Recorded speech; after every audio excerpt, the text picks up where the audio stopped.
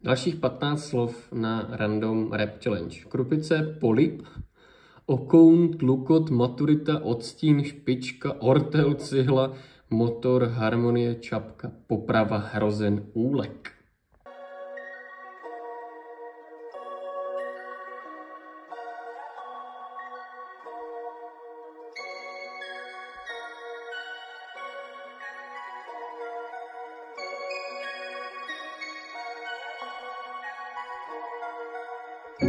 Když se snažíš postavit svůj život, tak to musí mít pevný základy. Cihlu za cihlou stavět jednotlivý stěny, aby tě nepoložili sebe menší změny nálady.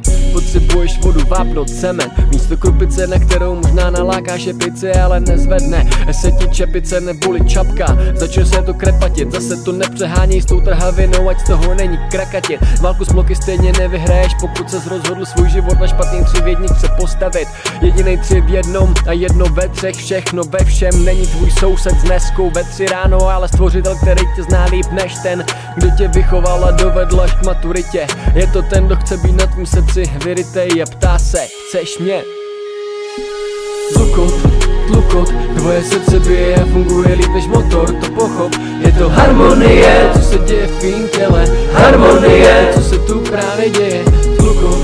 Tlukot, tvoje srdce bije a funguje líp než motor, to pochop. Je to harmonie, co se děje v tvým těle, harmonie, co se tu právě děje.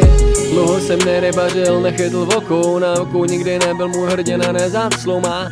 Doufám tohle tvrzení s tvým přístupem k životu a stále bude mít světlej odstín a můj rap pro tebe bude mít hodnotu, že nejsem na odstřel, lepší než rocková muzika. Ortel si nade mnou doufám ještě nevynesl, ale pokud jo, tak já to snesu.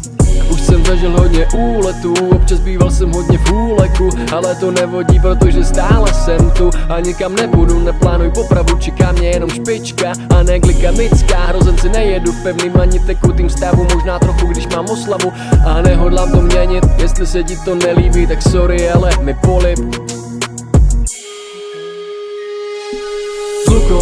Tlukot, tvoje srdce bije a funguje líp než motor, to pochop. Je to harmonie, co se děje v tvým těle, harmonie, co se tu právě děje. Tlukot, tvoje srdce bije a funguje líp než motor, to pochop. Je to harmonie, co se děje v tvým těle, harmonie, co se tu právě děje. Cihlu za cihlou stavím tuhle stěnu, svoji velikou jedinou ženu mám.